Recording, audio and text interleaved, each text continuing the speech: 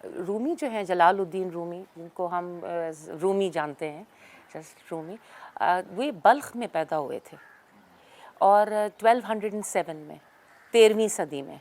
اور کیونکہ اس زمانے میں یہ بہت آپ کو پتہ ہے بہت ہیپننگ سینچری ہے دا 13th سینچری.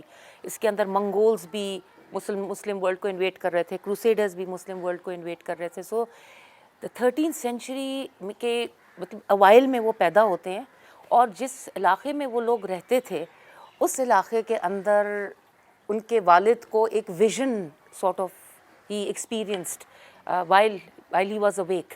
وہ مسجد کی مینار پہ کھڑے تھے اور ان کو ایک دم سے ایسے ویژن سا آیا کہ منگولز جو ہیں، Mongol invaders are going to invade their علاقہ.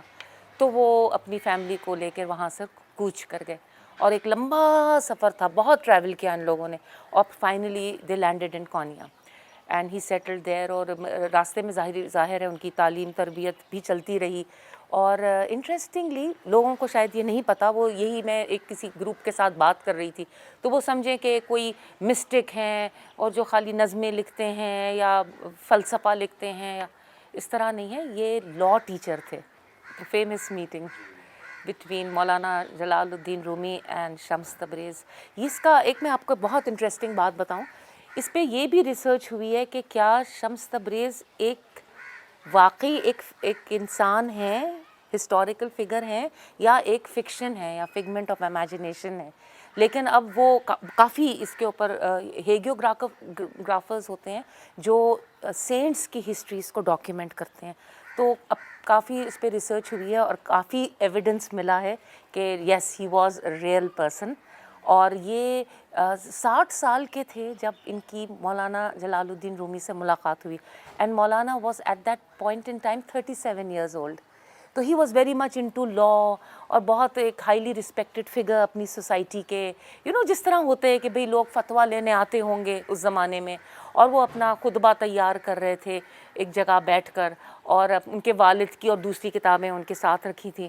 تو ایک دم ایک وانڈرنگ درویش. اب آپ امیجن کریں ایک 60 سال کی تقریباً ایک عمر کا آدمی، اور جس کے بال بھی نہیں ہیں، جس کے آئی براؤز بھی نہیں ہیں، تو very very strange looking person.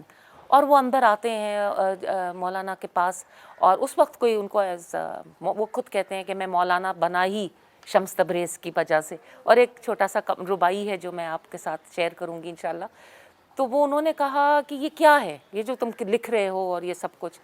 تو مولانا نے کہا کہ یہ وہ ہے جو آپ کی سمجھ میں نہیں آئے گا. تو انہوں نے ساری کتابیں اٹھا کے پانی میں پھینک دی. تو ظاہر ہے وہ تو سٹ پٹ آئے. بیچ میں ان کے اپنے والد کی کتاب بھی تھی جو بہت بڑے مسٹک تھے ان ہز اون رائٹ.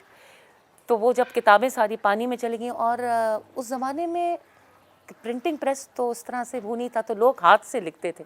تو آپ سوچیں کہ وہ سارا انہوں تو یہی سمجھا کہ یہ ساری انک بہہ گئی ہوگی اور سب ختم ہو گیا. تو انہوں نے کہا یہ کیا کیا، اور اس طرح سے.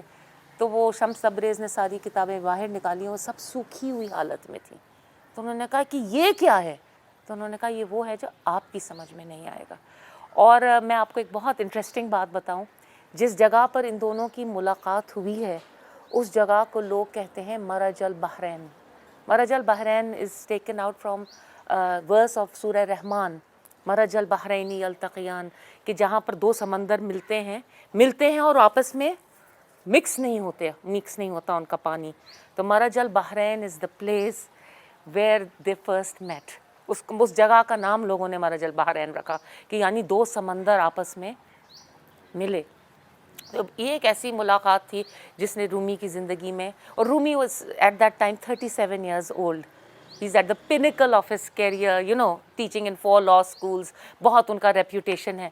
اور پھر آپ اپنے ہر چیز کو داؤ پہ لگا دیتے ہیں، اپنی تعلیم کو، اپنے ریپیوٹیشن کو. اور ریپیوٹیشن کو داؤ پہ لگانا ایک بہت بڑی بات ہے، کیونکہ شاید ostensibly Maulana was not looking for a teacher, لیکن Shams was looking for a student.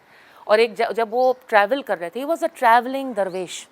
تو جب وہ ٹریول کر رہے تھے تو ان کو ایک بندہ ملا بھی، جس سے انہوں نے ایک ایسی ریکویسٹ کی جو اس نے کہا کہ میں فلفل نہیں کر سکتا، مطلب کہ میں لوگ کیا کہیں گے.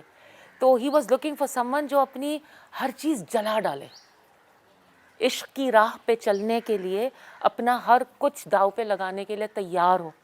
اور جب رومی سے ان کی ملاقات ہوئی اور رومی نے جب ان کو جانا تو پھر ان کو اس رومی میں وہ انسان نظر آیا جو اس مریدی یا اس شاگردگی میں اپنا ہر کچھ قربان کرنے کے لیے تیار ہو.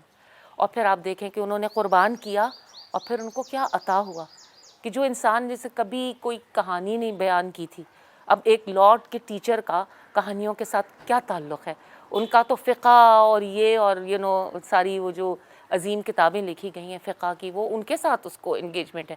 ان کا کیا تعلق ہے فلسفہ بیان کریں یا وہ پوئٹری میں ایک پورا وہ کریں؟ تو یہ ان کی زندگی میں بہت بڑا ریولوشن آیا.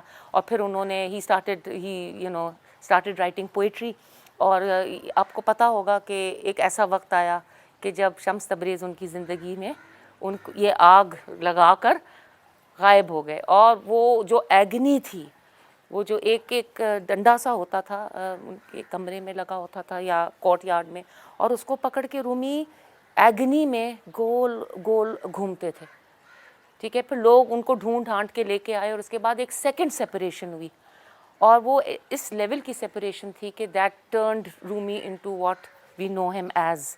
اور میرے پاس یہ ایک بڑی خوبصورت ربائی ہے، میں اس کو کوٹ کرنا چاہتی ہوں کہ رومی خود کہتے ہیں کہ ہیچ چیزیں خود بخود چیزیں نہ شد. کوئی چیز خود بخود کوئی چیز نہیں بنتی. ہیچ آہن خود بخود تیغے نہ شد. جو لوہا ہے وہ خود بخود تلوار نہیں بنتا.